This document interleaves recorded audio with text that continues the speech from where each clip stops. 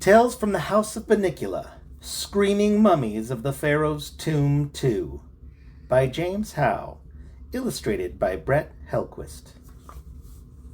Howie's Writing Journal. I'm never going to write again!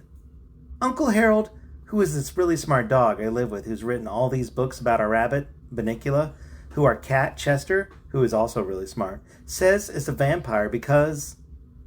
I forgot what I was trying to say. Proof! I can't write. I'm never going to write again! Harold thinks he's a vampire? Oh, now I remember. Uncle Harold, who isn't really my uncle, I just call him that, says that he's gotten lots of bad reviews and that I shouldn't let one bad review get to me. Ha! Easy for him to say. He's been writing for a quadrillion years, and his books have sold a quadrillion copies, even if he has gotten some stinko reviews. But I've written only 3 books. I've just gotten started. Nobody will want to read my books after what Canine Quarterly, my former favorite magazine in the whole world, had to say. Howie Monroe writes with energy and a sense of humor, but he is a literary lightweight. Pack his books to while away the time when you're going for an extended stay at the kennel, but don't be looking for him to win the New Boney Award anytime soon. A literary lightweight! Would a literary lightweight know how to use as many adjectives as I do? Or exclamation points? Oh, what's the use? If I'm never going to win the New Boney Award, why should I even bother to write? I wonder what the New Boney Award is. It's where you get a new bony bone. Howie's Writing Journal. My friend Delilah, who is this beautiful and really smart dog, who lives down the street and happens to be one of my best friends in the whole world, and is maybe even my girlfriend, although I've never told her that. Not in so many words, anyway. Well, Delilah said the New Boney Award is about the biggest award a book can be given. She said her owner, Amber Faye Gorbish, reads New Boney books all the time. I told her Pete, who is Amber's boyfriend and one of the 2 boys who lives in the house with me, Toby is the other one, reads stuff like the Flesh Crawlers books by M.T. Graves. Those books are so cool. My favorite is number 28, Screaming Mummies of the Pharaoh's Tomb. It's about these twins who find a time travel machine in their grandfather's attic and... Anyway, Delilah said that books with titles like Screaming Mummy of the Pharaoh's Tombs never win the New Boney Award. I asked her what does win. She thought about it for a long time. Books that are sad, she said finally, and take place a long time ago. Screaming Mummy of the Pharaoh's Tomb takes place a long time ago, I pointed out, and it's sad, especially the part where the screaming mummies crumble into about a quadrillion pounds of dust. Delilah gave me a look. It also helps if the characters are poor and somebody dies, she went on. Or if the main character, usually a child and preferably an orphan, goes on a long journey, alone. Oh, and it should be a book girls will like. A story started taking shape in my mind. It's amazing how that happens when you're a writer. I pictured a poor but cute dachshund puppy, without a penny or a parent to call his own, setting off in search of something. And it's a long time ago, like last week maybe, and somebody dies. I told Delilah, "You need help?" She said, "I read a lot of New Boney books. Maybe we could write the book together." I wasn't sure I liked that idea. I've never written with somebody else. Besides, I wanted to win the New Boney myself. But then I figured half a New Boney is better than none. Okay, I said. But can't it still be about a poor but cute puppy? And could he be named Howie Monroe? Delilah didn't love that idea, but I reminded her that I am a published author, so I should get some say. Okay, she said, as long as his friend, a girl puppy named Delilah, has an important part. Deal, I told her. New Boney Award, here we come! Walk Two Bones, the journey of a poor but cute puppy who lived long ago and was also an orphan, by Howie Monroe and Delilah Gorbish. Chapter 1, Remembering. Howie Monroe, a lonely puppy who had no home, gazed sadly at his reflection in the pond. It was a hot summer day long ago when people and puppies were poor and the air was full of dust and yearning. Howie, seeing his haggard yet strong and incredibly handsome. Scratch that. Face yearned for a chicken bone. That's all I ask, Howie said to one. Oh, that's all I ask, Howie said to no one but the swirling dust and rippling water. Just a chicken bone with maybe a little meat on it to give me strength for my journey. There he is looking in the pond. Oh, it's super dirty. So, do you see how those lines, certain lines on this page are scratched through? What lines? Like in the book? Yeah. Okay. So whenever I say scratch that, I'm talking about like he's deciding to scratch out whatever he wrote over there. So like he wrote that extra part about like on the last one where I said, yet strong and incredibly handsome. Well, he crossed that out. So like he was talking really nice about himself, but he scratched it out. He thought back to how his journey had begun. It had been only days, yet it felt like years. He had been happy once, but that was before the story started. Now he needed to be sad, so whoever gave out the new Boney Award would take him seriously. Scratch that. He remembered frolicking with his brothers and sisters on the back 40, behind the little house on the prairie, where they lived with Ma and Pa Monroe and their sons, Peter and Tobias. Cows mooed contentedly about them as lambs wobbled on their spindly legs. Be careful not to knock over any of the lambs wobbling on their spindly legs, Howie's mother advised him. She was wise and smart, just as Howie would grow up to be. Scratch that part. I'll be careful, Mother, the sweet and affectionate, scratch that part, Howie replied. Howie rolled over in the clover, sniffing the sweet summer air.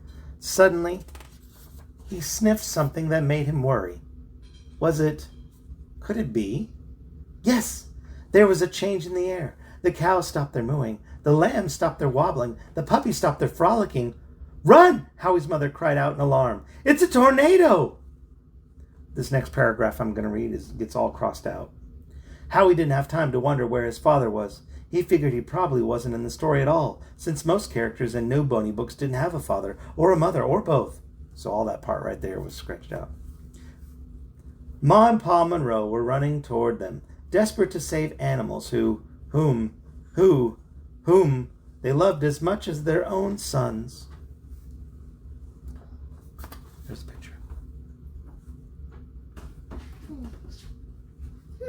So I think what's happening is he keeps writing stuff that's kind of self-referential, like talking about the new Boney Award and wanting to win that, and like how great that he is.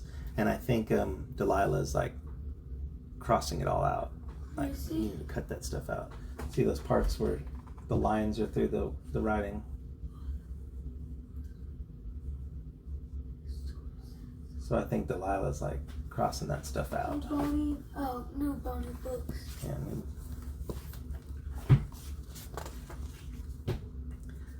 Howie, who was powerfully strong and whose little legs moved faster than the wind itself, crossing all that out. Scratch that. Made it to the storm cellar just in time. Hurry, he called to his family, but the door swung shut just as they reached it. Oh no, Howie cried out. He was alone in the darkness. He sniffed around until his nose hit a strange object he had never seen before. As the storm raged above him, Howie asked himself, what could this be? Suddenly, it hit him. It was a time machine. Scratch through that part. Howie's writing journal. Enough, I told Delilah. She had to stop crossing out the good stuff. I was writing as she told me. I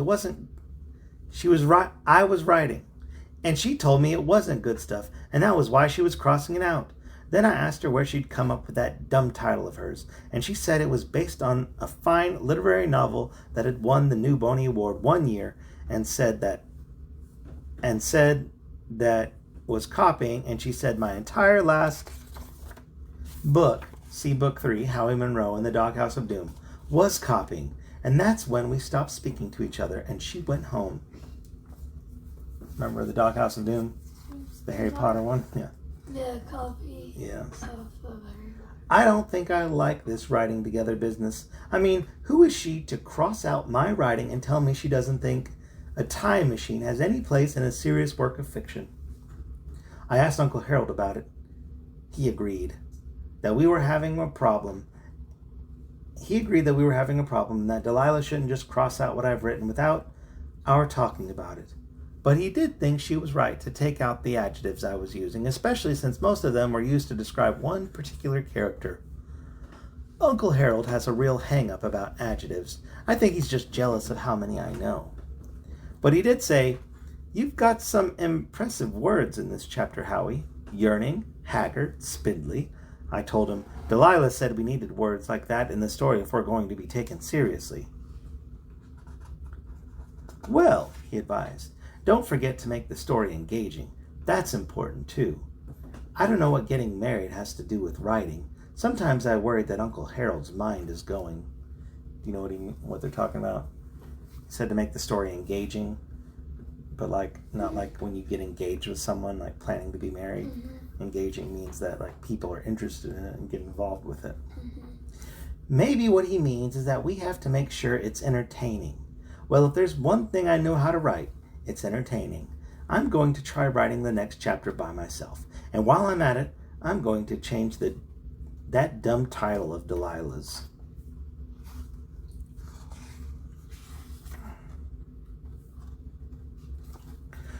The Terrible Secret of the Pharaoh's Tomb by Howie Monroe and Delilah Gorbish. Chapter 2, The Time Machine. "Awesome!" the enthusiastic and adventurous Dachshund puppy exclaimed. "A time machine!" He examined the machine closely. There was a dial with different settings in very small letters that read, "Caveman Times," "Ancient Egypt," "Pirates," "Medieval Times," "The Wild West," "A Week Ago Tuesday." "Awesome!" The bubbly and ready for anything Howie exclaimed again. "I wonder whose time machine this is." Just then, a boy stepped out from behind a barrel. It was Tobias, Ma and Pa Monroe's youngest son and Howie's favorite member of the family. Note to the real Monroes, I like all of you. This is a work of fiction. "Howie," Tobias said, "I think we'd better use this time machine to escape. I'm afraid the house is going to fall on top of us." There's Howie looking at the time machine.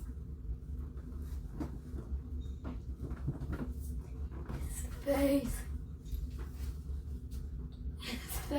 Where's Toby? They didn't show him. Look at his face. Let me see. He's very excited.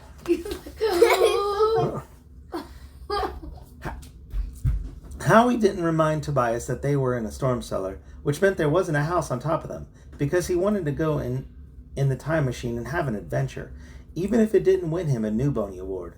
"Let's go!" he cried, although it came out as "woof." "I never actually used it," Tobias, who was sometimes called Toby, said. He picked up a book that was lying nearby.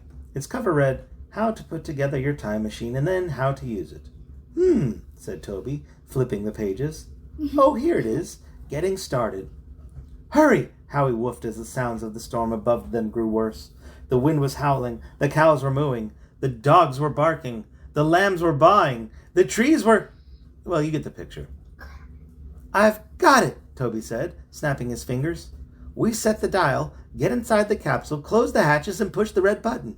I wonder where we should travel to." To where should we travel? I'll travel to To. medieval. Anywhere but ancient Egypt, Howie thought. I don't want to meet up with any of those screaming mummies. "Let's go to ancient Egypt," Toby said. "No!" Howie cried, but he was drowned out by crashing noises from outside, the whimpering from nearby. Howie and Toby turned to see a beautiful dog with the bouncy blonde ears step out from under the stairs. "I'm Delilah," the dog said. "I ran in here when I saw that a tornado was coming. I'm all alone in the world." A tear rolled down her snout. "Will you take me with you, please?" Toby looked at Howie. Howie looked at Toby. "What do you think?" Toby asked Howie. The sympathetic, kind, and caring dachshund puppy had only one answer. "Hop in," he told Delilah. It was only when the three of them were inside the capsule and the hatches had been closed that Howie remembered where they were heading. Ancient Egypt. Howie's writing journal. Now that's what I call writing. Delilah, of course, has a different opinion. "The whole thing is ridiculous," she said. You'll never win a new Boney Award with a story about going to ancient Egypt in a time machine. There's no depth, no character development. Let me write the next chapter. Ha! That's a laugh, as if she could write a chapter all by herself. Fine, let her try. I told her she had to leave the story the way it was, though. She couldn't change anything except maybe add some depth and character development. She didn't like that so much, but she agreed, as long as she could change the title. Titles are important, she told me, because they let the reader know the tone of the book. She said, "Don't you want the reader to know this is a new Boney Award winner and not something you packed up for a stay at the kennel?" Well, that hurt. Fine, I said. Change the title, but that's all.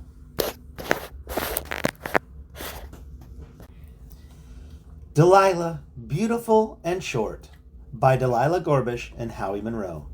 Chapter 3, Acorn Stew. Delilah had always been a good girl. She obeyed her parents, looked after her little brothers and sisters, and cooked for the whole family. No one makes acorn stew like Delilah, her granny had said in her final days. It was the last thing Delilah remembered Granny saying, and a tear came to her eye. Now, even as she was hurtling through time and space toward ancient Egypt, she had no desire to go there, really. It was a quirk of fate that had put her in a storm cellar with a strange boy and an even stranger dog as they were preparing to escape a tornado by traveling back in time. Delilah sighed. Life had been a series of twists and turns for her, and losses, so many losses. But no, she would not dwell on those, for she was not only a good girl, but a strong one. She had been alone for a long time now, weeks. She had had to live with her mean and miserly Aunt Beulah May after the accident that had taken the lives of the rest of her family. There were days when she had nothing to eat but leaves, and nothing to drink but rainwater. She had thought she might bring a ray of sunshine to her aunt's life, but Beulah May lived in the shadows of terrible secrets that haunted her from the past. This sounds like Harry Potter a little bit. Can you connect it? No, it's not Harry Potter. This is just No, it just sounds a little bit to me. Delilah trying to write more emotionally and dramatically. Sometimes she would cry out in her sleep, keeping Delilah awake all night. It was too much to bear. Delilah set out on her own, with only the coat Mother Nature had given her on her back. How long had it been since she had tasted acorn stew? Delilah shook the thought from her head. It didn't matter. What mattered was that she would have acorn stew again. Or would she? She would find happiness again. Or would she? She would not be alone.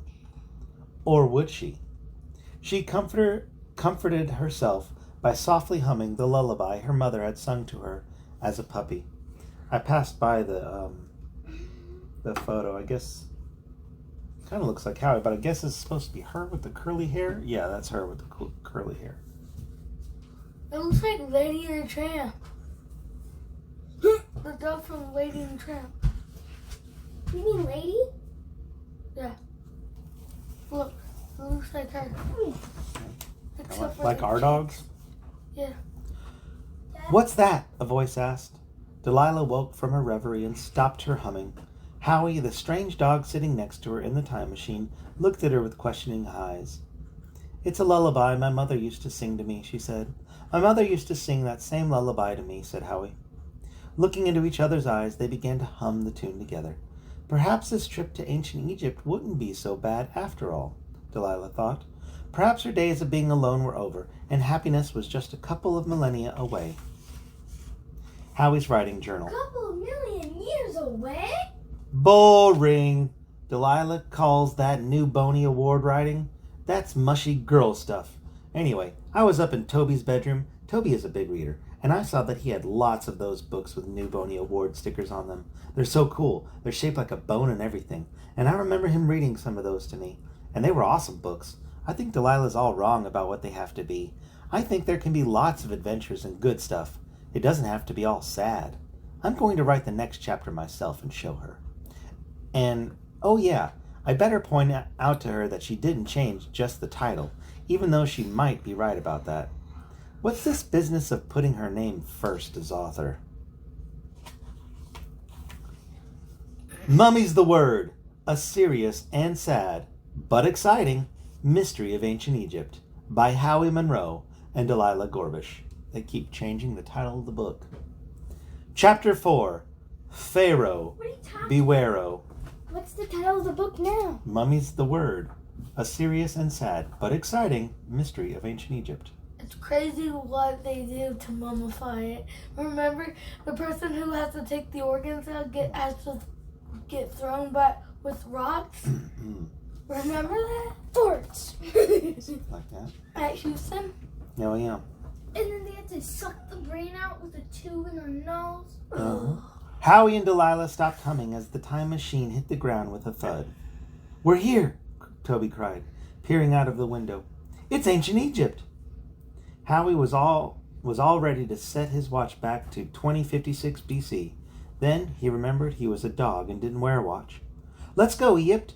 Toby, getting the message, threw open the door, and the three adventurers jumped to the ground. What greeted their eyes was a parade of men in togas, women with these gold crowns on their heads that looked like snakes, and cats. Way too many cats. To the Egyptians, cats are sacred, Delilah pointed out. "Another reason I knew we shouldn't have come here," Howie grumbled. But then he added brightly, "However, there are all the dogs of Egypt." "Dogs?" Delilah asked. "You know, the dogs the Egyptians worship in their temples when they're not getting together at the Colosseum to watch gladiators fight to win the hand of Helen of Troy and get free ride in the big wooden horse." "Oh, Howie," said Delilah, "you are so smart, not to mention wise and intelligent. How is it that you know so much?" I've read Flesh Crawlers number 28, Screaming Mummies of the Pharaoh's Tomb. The smart, wise, and intelligent Howie explained. "Ah," said Delilah. "Ooh," she batted her eyelashes and tossed her curly blonde ears. "Look out!" someone cried in ancient Egyptian. Toby pulled Howie and Delilah off to the side of the road, which wasn't much of a road, since blacktop hadn't been invented yet. A cat tore past them with something dangling from its mouth. Looks like here are the cats. They look so scary. Oh my gosh, why is... You guys are so scary. Oh, watch it, bro. Hey, stop. What are we just doing? Sit down. Yeah. "Thief!" someone else cried in ancient Egyptian. "Stop her! Yet do her no harm, since she is sacred, being a cat and all. Yet stop her anyway, for she has stolen the amulet of Ra." "The amulet of Ra," Howie echoed. "What's an amulet?" "An amulet," Delilah explained, "is a magic charm." "Cool," said Howie, marveling that they had stumbled upon a mystery before they'd even had a chance to check into the Cairo Hilton and freshen up after their long trip. He also marveled... That's too many words. It was a joke. He said, "Cool," said Howie, marveling that they stumbled upon a mystery before they'd even had a chance to check in to the Cairo Hilton and freshen up after their long trip. Hilton is a hotel chain, like a modern hotel chain. Oh yeah, Right? Hilton for the stay. He also marveled at the fact that he was able to understand ancient Egyptian. But then, he was smart, wise, and intelligent. And besides, it was his story. So, Howie's writing journal. Delilah tore the paper right out of my paws and said, "Who says this is your story? This is supposed to be our story, and Delilah is supposed to have an equal part." So now I'm waiting for her to finish the chapter. Maybe I'll write my next book by myself. Just a thought. The Amber Amulet by Delilah Gorbush and Howe Monroe. Change the title again. Chapter 4. Huh? What is it now? The Amber Amulet. Oh. Chapter 4. A Mysterious Feline. Soon after they landed in ancient Egypt, Delilah and Howie became separated from Tobias. "We're lost," Howie whimpered, "and there are cats everywhere." "Don't be afraid," said Delilah reassuringly. "I'm here to protect you. Besides, cats can't hurt us. We're dogs." "Like the dogs of Egypt," Howie exclaimed. Delilah didn't know what Howie meant by this, but she felt it would be best to humor him, since he was not as bright as she and was more easily scared. "Yes, Howie," she said in a soothing voice, "like the dogs of Egypt." Just then, a cat appeared, seemingly out of nowhere. She was walking with a limp and carrying a pouch in her mouth. "Help me!" she mewed piteously. "I am weak from hunger, but I must get this pouch into the hands of the Princess Nefertiti before it is too late." "But you can barely walk," Delilah said. The cat's condition tore at her heartstrings. "What is your name?" she asked kindly. The cat answered in a voice that was barely more than a whisper. "Rosetta. Rosetta Stone." "That's a lovely name," said Delilah. Suddenly she was flooded with memories of a rose garden where she and her sisters used to play hide and seek. There, tucked among the rose bushes, was a large stone that was her favorite hiding spot. Surely, meeting someone named Rosetta Stone was a good omen. "We'll help you," said Delilah. "But we may be putting ourselves in danger," Howie objected, his body quivering with fear. There's the cat with the pouch in his mouth. Huh? Let me hold it. It looks, the eyes of the cat looks like from you know, Luca. Luca gives, yeah, I saw it. Luca gives the cat the fish and its eyes go sideways. It looks like that. "I believe that Rosetta is on an important mission," Delilah told Howie in a no-nonsense manner. "We were sent from the 21st century to help her accomplish it. By doing so, we will grow and mature in ways we couldn't have if we had stayed at home. First century? It is only by going on our journey, by accepting the challenges that life gives us, by stepping up to the plate, by facing the dragon, by walking through the enchanted forest, by saying yes with our hearts when our minds tell us no, only then can we grow and change and be worthy of the new Boney Award." Scratch that part. "All that we are meant to be."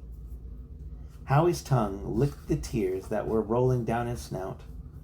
"We were destined to be together, Delilah. Two orphans traveling through time and space, enduring—" "Whatever," said Delilah. "But first we have to help Rosetta here." "Yes," Rosetta said, growing fainter by the minute. "Take this pouch to Princess Nefertiti. You will find her in the palace where she lives with her father, King Tut. She must have this. She must have this before sundown, or—" Rosetta's voice faded away as her eyes rolled heavenward.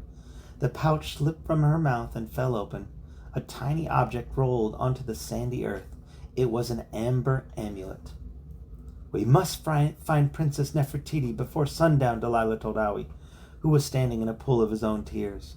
"Follow me." Oh. Off they went in search of the palace of King Tut and his daughter, Princess Nefertiti. Dad, if he already has a wife, he must die soon. Because you know the normal age of getting married?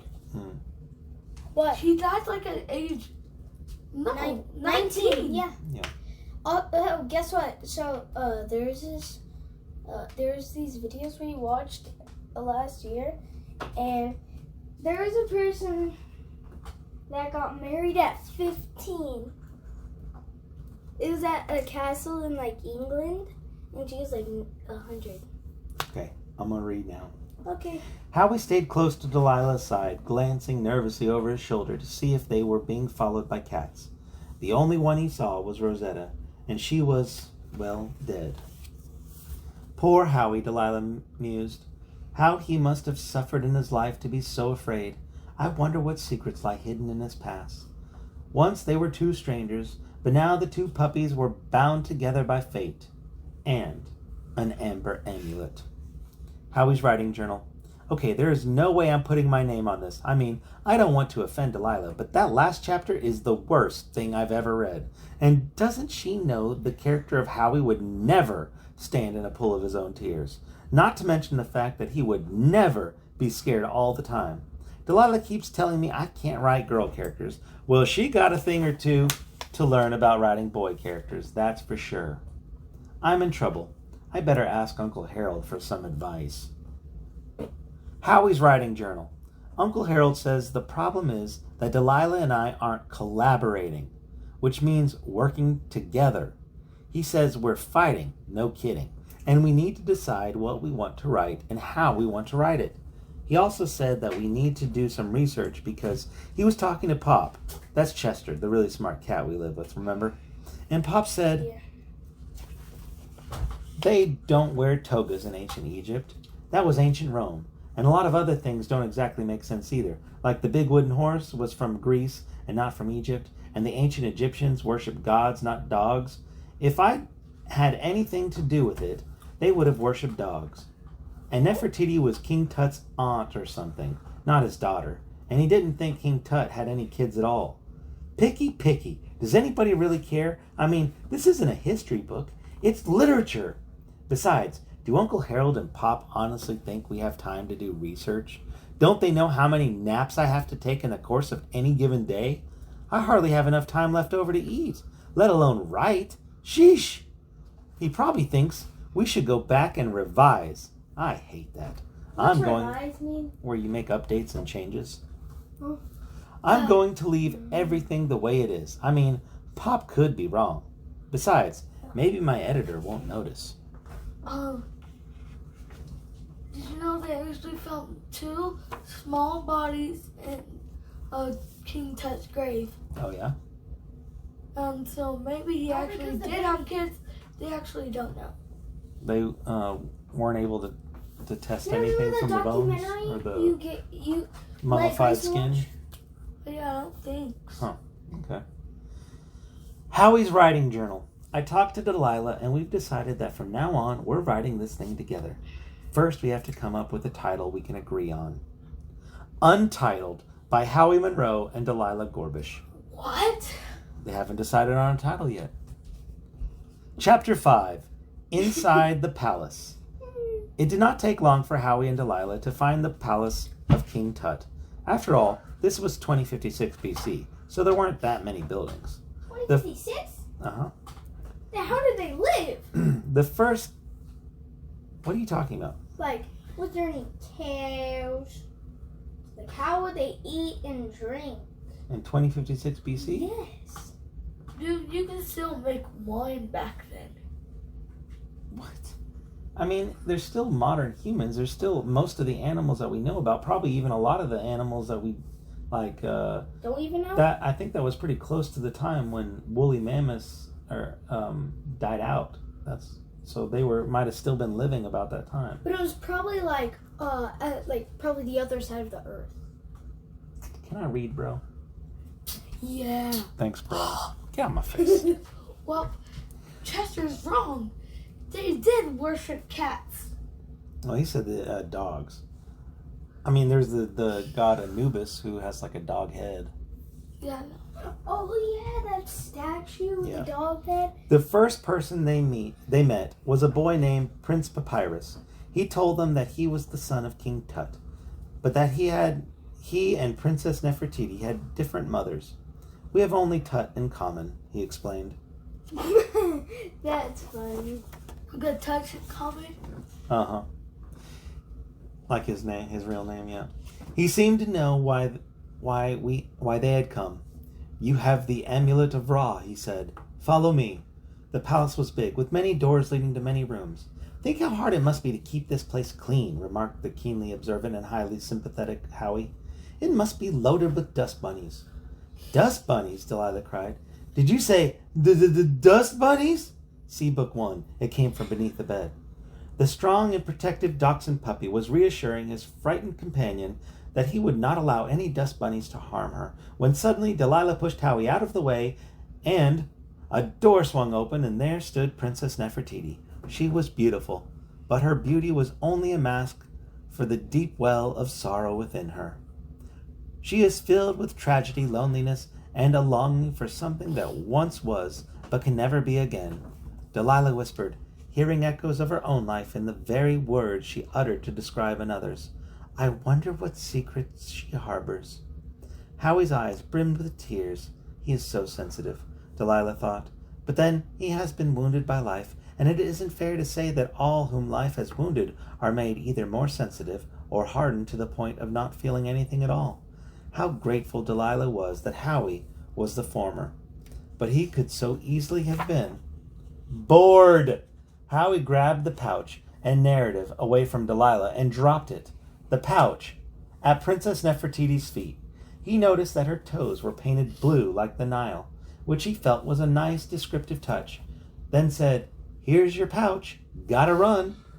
He was tempted to add, after a while, crocodile, but thought better of it when he remembered he was in ancient Egypt and didn't know if crocodile references would be appreciated. Are crocodiles, were they back in Canada? Yes. Oh, yeah. Yeah. There's giant crocodiles. Now, there's saltwater crocodiles in Egypt. Let's go, Howie said to Delilah, eager to get them out of the palace and off to some place interesting, like maybe the Pharaoh's tomb, where there are sure to be some screaming mummies. I guess there's Nefertiti. Bet she was a real person. Let me see. Bet she was a real person. Nefertiti was a real person, but Like a real princess? I'm not sure her exact status and title. Thank you. Howie's writing journal. So much for collaborating. Delilah went off in a huff and told me I could write the rest of my dumb book all by myself. Fine, I will, and I'll give it the title I want it to have. But first I'll take a nap. Collaborating is exhausting. Then I'll give it the title I want it to have. No! Screaming Mummies of the Pharaoh's Tomb by Howie Monroe and Delilah Gorbish. Chapter 6. The Cursed Cartouche. Unfortunately, the sun went down 1 minute before Howie and Delilah reached Princess Nefertiti. Too late for her. She keeled over and went into a deep sleep that would last for 100 years and would conveniently get her out of the way of the story, which was fine with Howie since he hadn't wanted her there in the first place. Which way to the Pharaoh's tomb? Howie asked Papyrus in ancient Egyptian. My colleague and I are in search of the cartouche containing the secret of eternal life. Follow me, Papyrus answered, without giving any thought to the fact that a dog had just spoken to him in ancient Egyptian. After all, Egypt was the land of miracles and magic. And mystery. The quick thinking Howie nabbed the pouch that had been placed at the feet of the new horizontal and snoring princess. You never know when an amber amulet will come in handy, he confided to Delilah, especially when it is the amulet of Ra. Oh, Howie, Delilah gushed, her left blonde ear cascading over her left eye, giving her the look of a movie star or a one-eyed dog. You think of everything. That's true, Howie said humbly. Here's a picture of Nefertiti having fallen asleep. You know what? I feel like... Let me see! On the ground? Fallen asleep or dead? Fallen asleep. Dead. Stop. Quit hitting me. Are you trying to feel just that? Soon they were on their way. If Papyrus had not been there to guide them, it still would have been easy to find the Pharaoh's tomb because there were so many signs. 1/2 mile to the Pharaoh's tomb. Pharaoh's tomb, next left. Coming soon, Britney Spears at the Pharaoh's tomb. When they were about 200 camels' lengths away from the entrance to the tomb, Papyrus stopped. They measured feet with camels? No. No. I can go no further, he announced in a voice shaking with fright. Many have wasted their lives in the foolish pursuit of the cartouche containing the secret of eternal life. No one has ever found it. Most have never returned. Then we must turn back, Delilah implored, until Howie remembered he was supposed to let her be brave in this book. Let's go, Delilah commanded. Fools, Papyrus called out after them. There is a curse on that cartouche. Go back to the 21st century where you belong. Ignore him, Howie said to Delilah, which was easy enough to do until they got within 20 camels' lengths of the tomb entrance and heard the terrible sound coming from within. Screaming, Delilah said softly. Yes, said Howie. Could the sound be that of the fabled screaming mummies of the Pharaoh's tomb? Could they be guardians of the cursed cartouche? What if what Papyrus had said was true? Would they never return? Howie heaved the dog. Howie heaved a deep sigh. What difference would it make if he didn't return? His family was gone. He was alone in the world. He had nothing to lose. But if he were to find the cartouche of eternal life, he could have everything. The world would be his oyster, an expression he didn't understand but hoped his readers would. Dad. Huh. I forgot to sing this in the beginning of the story. It's the end of the world as we know it. Thank you. The end of her balls. Are you with me? He asked Delilah. The rancid breath of 1,000 camels would not deter me, Delilah replied. My sentiments exactly, said Howie. The two adventurers entered the Pharaoh's tomb. Howie's writing journal. Oh, I'm good. Chapter 7. A surprise visitor from the past, or future, depending on how you look at it. Everywhere they looked, there was strange writing on the walls. Well, it wasn't writing exactly, although it was strange. It looked sort of like this. See the symbols? Let me see. Can you see the writing On the walls. Can You see I like how he says, the "Oh, I'm writing?" good." Uh-huh. The only part. Oh, I'm good. It's too bad we don't have someone along who can read hieroglyphics, said Howie, who had clearly done some research since chapter 4. Ah, but you do, sir. Indeed, sir, you do, said a small but familiar voice. What a surprise! It was Hoppy, the talking frog from Howie's last book. See book 3, Howie Monroe and the Doghouse of Doom. I know it's the one. Oh my god. Oh, yeah, I'm sorry. Oh, but you do, sir. Indeed, sir, you do, said a small but familiar Going voice. back to the third book. Mm-hmm. Dobby is a free-for-all. Oh, wait, no. Hoppy. Hoppy is a free-for-all. How did you get here? Howie asked. Anything is possible in fiction, Hoppy answered neatly. Cool, said Howie. Can you tell us what these symbols mean? Ah, that Hoppy can, sir, said Hoppy, putting on a pair of reading glasses as he balanced on Howie's head to get a closer look. Oh dear, he said gloomily. This is very bad, sir. Hoppy does not want to tell you what it says, sir. Here they are looking at the hieroglyphs.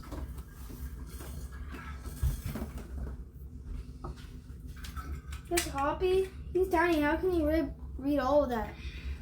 Why is there smiley face? Hoppy. Oh, he's sniffing Let me hold the it. wall.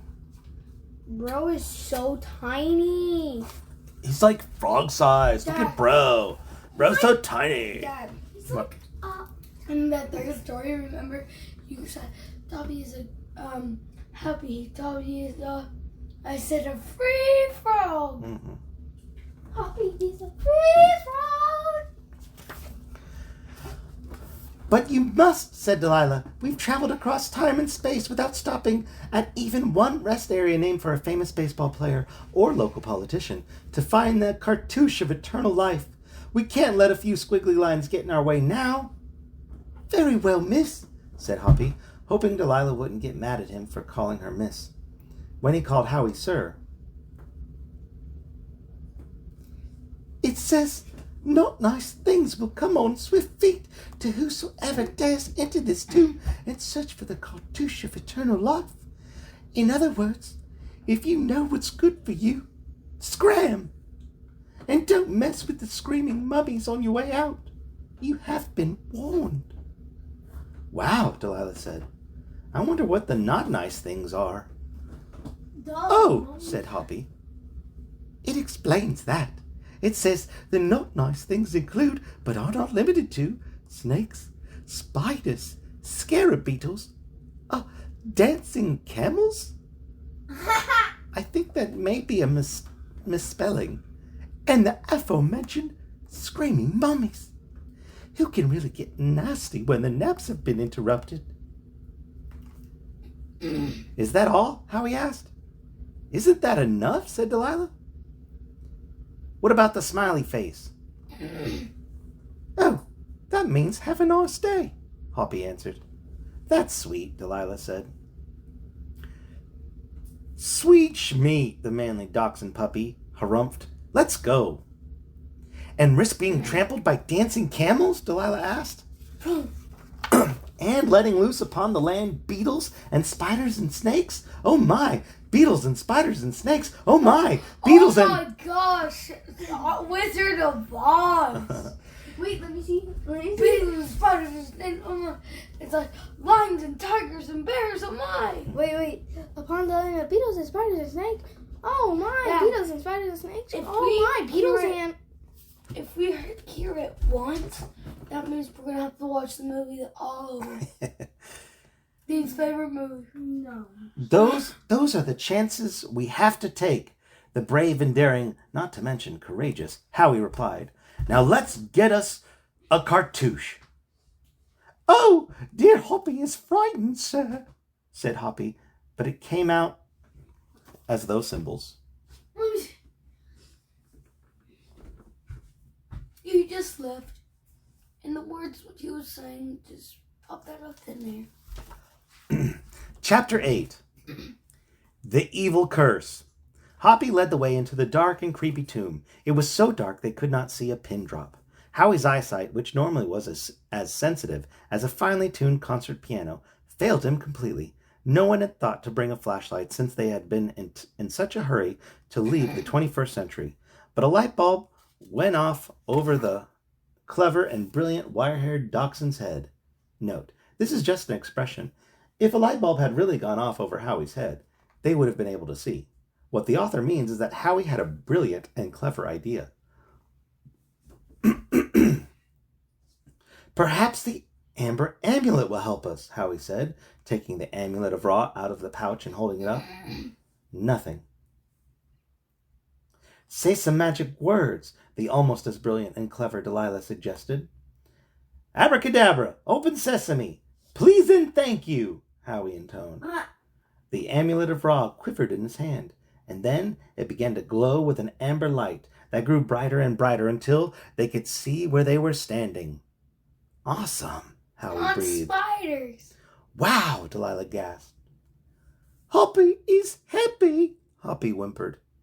They were surrounded by golden treasures and statues in little mummy cases with names on them like Fluffy and Mittens. Let's start looking for the cartouche, Howie said, hoping that Delilah or Hoppy had a clue what a cartouche looked like. Then we can go home and live forever, which will be nice as long as they don't run out of dog food. But where will we find it? Delilah asked. There's so much stuff in here, and it might not even be here. Look, there are 3 tunnels, Hoppy. What do those signs next to them say? Hoppy hopped onto Howie's head and read the signs by each of the tunnel entrances. Men, women, screaming mummies. I picked door number 3, said Howie, holding the amulet of Ra in his mouth. He led the others through the tunnel marked Screaming Mummies. The room they came to at the end was even darker than the first room. The amber amulet barely lit up its interior, but the light was enough to make out a row of skeletons tangled in cobwebs. Ooh, gross, said Delilah. I thought the ancient Egyptians wrapped their dead and put them in mummy cases, said Howie. They did, sir, said Hoppy. These are not the skeletons of the ancient Egyptians. These are the skeletons of those who came before us. It appears, sir, that they did not, sir, find the cartouche of eternal life, sir. Good point, said Howie, as the amber amulet began to fade. No! Delilah cried. Then, thinking quickly, she shouted, Please and thank you! Open sesame! Abracadabra! The light began to grow, but something else happened too. Something really scary. A big voice bellowed, Beware the evil curse! Before Howie could comment on the fact that whoever had spoken knew English, and uppercase English at that, there came a creaking sound, the kind you hear in movies when you know something really awful is about to happen, like a door is opening somewhere. And if the main characters were smart, they turn tail as fast as they could, but they don't. They just stand there and all of a sudden you can't breathe, and, well, it was one of those moments. Here's them finding the skeletons in the cobwebs. Oh, Dad, it is so Ew. weird how they make mummies. Like, Mm-hmm. you have to put a nail in their nose and bang a hammer. And suck all the brain out. No, it just oozes out, not even a tube. All right. Shine the amulet over here, Delilah commanded. Howie turned and pointed the amulet in the direction of the far wall, almost dropping it when she saw what was going on. 4 mummy cases were opening. Remember the creaking sound a couple paragraphs back? and now these really icky mummies with blotchy, stained shrouds stepped out and started screaming so horribly that Howie and Delilah and Hoppy could hardly stand it. They ran to the tunnel entrance, but it was gone. They were trapped. The amulet was fading, and they could never find the cartouche of eternal life at this rate. "This way!" Howie yelled as the disgusting, foul-smelling mummies approached, their arms outstretched before them. But he quickly ran into the row of skeletons, becoming entwined in cobwebs. Delilah and Hoppy tumbled into him. There was no way out. It was all over. The mummies were getting closer with every step, screaming their horrible screams over and over and over. Howie tried desperately to think what he could do to set them free. But what could he do? He was only one small dachshund in a world gone mad, one tiny voice in a sea of voices, one pebble in a field of boulders, one itsy-bitsy minnow in a school of sharks. He closed his eyes shut, wishing he was back on the prairie, romping with his brothers and sisters, wishing the tornado had never happened, wishing. "Good morning, little puppy," he heard. "Time to wake up." Someone was licking his ears. When Howie opened his eyes, he saw his mother's face. "Did you have a bad dream?" she asked. Howie looked around him. He was back at home, safe and sound. It had all been a dream. The end. Howie's writing journal. Am I brilliant or what? I don't know how to get the characters out of there, so I made the whole story a dream. I'll bet nobody's ever thought of that before. If that doesn't win me a new Boney Award, nothing will. Howie's writing journal. Great. I showed the book to Uncle Harold and he said, "Howie, having the whole story turn out to be a dream is a cop-out." I didn't think Uncle Harold knew words like cop-out. I guess he's still pretty cool after all. "But Uncle Harold," I said, "what am I going to do now? The story is a mess." Uncle Harold agreed. He said, "The only way out is to go back to Delilah and ask for her help, because the story is ours." So that's what I did. Oh, Uncle Harold also told me I can't use the title Screaming Mummies of the Pharaoh's Tomb because M.T. Graves already used that title for Flesh Crawlers number 28. Who knew writing meant you had to be original? Anyway, I went to Delilah and she agreed to help me out if she gets to write the last chapter all by herself and give the book a title. Well, what I have to say to that is harumph. But hey, Delilah is half the reason the book is such a mess, so I may as well let her try to figure it out. Besides, the Monroes are out right now, which means I can sneak a nap on the sofa. Life's Secret by Delilah Gorbush and Howie Monroe. Chapter 9, Going Home. Here's a picture on this page. Looks like maybe a mummy attacking him. Hey, let me see you come. Yeah. You can't even see the mummies. No, but you see the hands. Or hand. Chapter 9, Going Home. The mummies screaming wrapped Delilah and Howie and Hoppy in its terrible sound, much as the mummies themselves were wrapped in linens. What the three adventurers did not know was that the mummies were wrapped in more than linens. They were wrapped in the haunting secrets from their dark and lonely pasts. "Please don't be afraid," one of the mummies said as she tried to free Delilah, Howie, and Hoppy from the sticky spiderwebs. "We mean you no harm. We don't want to scream, but are cursed to do so because we were not kind to children and dogs." "What about frogs?" asked Hoppy. "Oh, we were especially not kind to frogs," said the mummy, as the others nodded their agreement. "We have learned the error of our ways, but it is too late for us. We are doomed to scream throughout eternity, but perhaps, just perhaps, we can yet do some good." With a glance, Delilah indicated the skeletons at their feet. "They were all frightened to death," said the mummy. "You are the first we've had the chance to speak with." "Give them the cartouche," said one of the others. "Yes," chanted the third and fourth together. Yes, the cartouche, yes."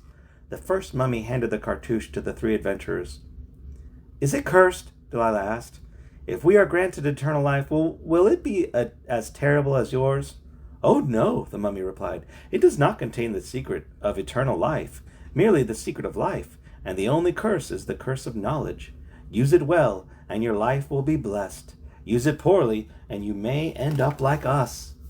Delilah opened the cartouche and asked Hoppy what it said. The secret of life is enjoying the passage of time, Hoppy read. Oh, said Delilah. Thank you. Yes, Howie said. Your gift is a great one. I feel wiser and older, and Hoppy is ready to go home now, Hoppy said. With those words, who should they see at the entrance of the tunnel, which had miraculously reappeared, but Tobias? I knew I would find you. It to be too uncommon to congratulate them. I knew I would find you here, Tobias said. I have the time machine right outside the tomb. Shall we go? As they were leaving, Delilah turned back and saw that the sound of the screaming mummies had changed to weeping. She wished she could make things different for them, but she understood that their fate was their fate, just as her fate was her fate, and Howie's fate was his fate, and everyone's fate was their fate, and so on and so forth. We can go home now and face whatever life brings us, Delilah said as she stepped into the time machine, because we have traveled far, and we have learned much, and we have grown up. Fasten your seatbelts, Tobias said as the hatch closed. Next stop, the 21st century. Delilah smiled. Theirs had been a great and noble journey, but all great noble journeys must come to an end. Now it is the time to sit back and enjoy the passage of time. The end. Howie's writing journal. Okay, not exactly the way I would have ended it. I mean, those screaming mummies turned out to be total wimps. But who knows? Maybe Delilah's writing will help me win the New Boney Award. I'll tell you one thing, though. I am not sticking with that last title she came up with. I'm giving the book its title. And it is, and this is it. Screaming Mummies of the Pharaoh's Tomb 2. I wonder if M.T. Graves will mind. I'm going to send him the manuscript and ask if it's okay to use the title. I mean, it's not exactly the same as his. Who knows? Maybe he'll even like my story. I mean, our story. Afterward. Oh, and there's a picture of Howie and Delilah. 3, 2, 1, let me see you fart. What are you doing in the bed, Dean? Afterward. What an honor it is to write a few words of praise for Howie Monroe and Delilah Gorbish's brilliant and innovative novel, Screaming Mummies of the Pharaoh's Tomb 2. These daringly original, might I even say cutting-edge writers have done so much more than extend the story of my now classic work, Flesh Crawlers, number 28, Screaming Mummies of the Pharaoh's Tomb. They have taken my meager crumbs and fashioned them into a feast. What depth and character development this book contains. Who would have dreamed that screaming mummies, so often portrayed as heartless villains, I myself am guilty of portraying them as such, would be reimagined as full characters haunted by their past? Yet does not the past play a part throughout this book, as if it were itself a character? The hero's journey is, of course, an archetype of children's literature, but here it is given new form. Indeed, form is given new form here, so that it is impossible for us to characterize this book as anything but what it is, Screaming Mummies of the Pharaoh's Tomb 2. It is clear to me that Monroe and Gorbish are destined not only to exceed the 2.4 million copies sold of Flesh Crawlers number 28, Screaming Mummies of Pharaoh's Tomb, but, dare I say it, win themselves an award or two. I, for one, intend to dash a letter off to the New Boney Committee at once. M.T. Graves, author of the 167 best-selling titles in the Flesh Crawler series. A sneak peek at Tales from the House of Bunnicula 5, number 5. Bud Barkin, Private Eye. We're not going to read that. Why? Because it's the first chapter of the next book, so we'll just wait till we start that.